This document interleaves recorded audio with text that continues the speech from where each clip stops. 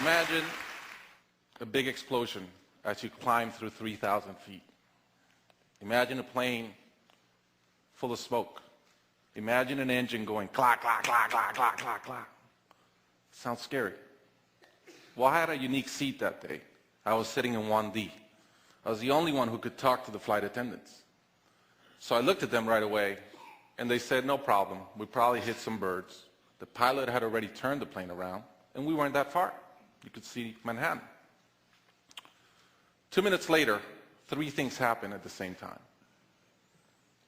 The pilot lines up the plane with the Hudson River. It's usually not the route. He turns off the engines. Now imagine being on a plane with no sound. And then he says 3 words, as unemotional 3 words as I've ever heard. He says, brace for impact. I didn't have to talk to the flight attendant anymore. I could see in her eyes, it was terror. Life was over.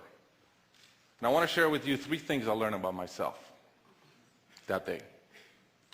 I learned that it all changes in an instant. We have this bucket list, we have these things we want to do in life, and I thought about all the people I wanted to reach out that I didn't, all the fences I wanted to mend, all the experiences I wanted to have and I never did.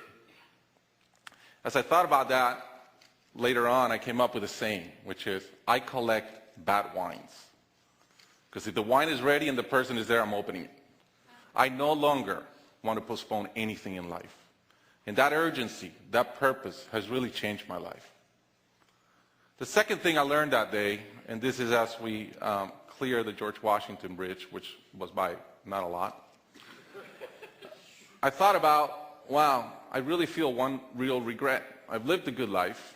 In my own humanity and mistakes, I've tried to get better at everything I've tried. But in my humanity, I also allow my ego to get in. And I regretted the time I wasted in things that did not matter with people that matter. And I thought about my relationship with my wife, with my friends, with people. And after, as I reflected on that, I decided to eliminate negative energy from my life. It's not perfect. It's a lot better. I've not had a fight with my wife in 2 years. It feels great. I'm no longer trying to be right. I choose to be happy. The third thing I learned, and this is as your mental clock starts going 15, 14, 13, you can see the water coming. I'm saying, please blow up. Right? I don't want this thing to break in 20 pieces like you've seen in those documentaries. And as we're coming down, I had a sense of, wow, dying is not scary. It's almost like we've been preparing for it our whole lives. But it was very sad. I didn't want to go. I love my life. And that sadness really framed in one thought, which is, I only wish for one thing. I only wish I could see my kids grow up.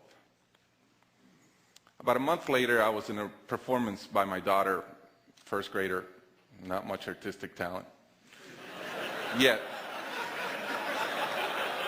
And I'm bawling, I'm crying like a little kid. And it made all the sense in the world to me. I realized at that point, by connecting those 2 dots, that the only thing that matters in my life is being a great dad. Above all, the only goal I have in life is to be a good dad. I was given the gift of a miracle of not dying that day. I was given another gift, which was to be able to see into the future and come back and live differently. I challenge you guys that are flying today. Imagine the same thing happens on your plane, and please don't. But imagine, and how would you change? What would you get done that you're waiting to get done because you think you'll be here forever? How would you change your relationships and the negative energy in them?